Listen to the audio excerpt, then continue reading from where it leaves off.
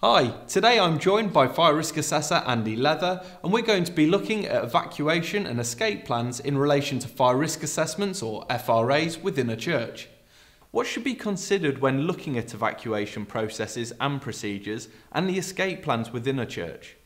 Well, the plan must consider all different types of occupancy, whether it's at Christmas when there's a large event or a wedding, down to when there are a few people in the church, perhaps on a Sunday morning. We need to look at the persons present and their abilities to escape. So they could be disabled persons, they could be elderly, or they could be children. We also must ensure we have appropriate resource in place.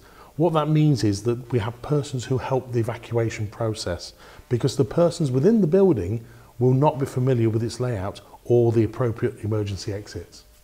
So thinking about wheelchair users, should they be evacuated first or last?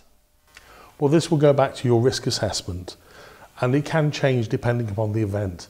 However, the duty is to be able to evacuate all relevant persons in the shortest possible time, so your strategy may change depending upon the event. And how can we aid the evacuation of wheelchair users? Well, by making sure they're in the correct areas so they can be evacuated quickly, and we make sure that our fire wardens are trained on how to help with the evacuation of a disabled person, and we would perhaps have temporary ramps if there are steps, for example, on the exit point. As there is no record for members of public in the church, how do we ensure that all members have been evacuated? Well, within your evacuation plan, there's likely to be a signal given by the minister to evacuate the building. Once that happens, it's then the fire wardens who would take over, making sure that they swept the building and evacuated successfully all areas. And are there any other roles that the fire warden has within the church? Yes, before a service or an event, they would walk around the building, making sure that exit routes are kept clear, that fire equipment's in place, and also during the evacuation they would perhaps open the doors, which sometimes open inwards on a church, ensuring that persons can evacuate successfully.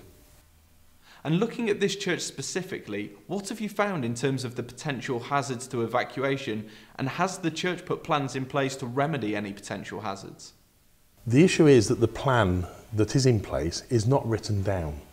It's really important it is written down and then it can be communicated, and everybody's reading the same piece of paper with that plan on. That will then allow people to fulfil their duties and their roles, knowing exactly what's expected from them.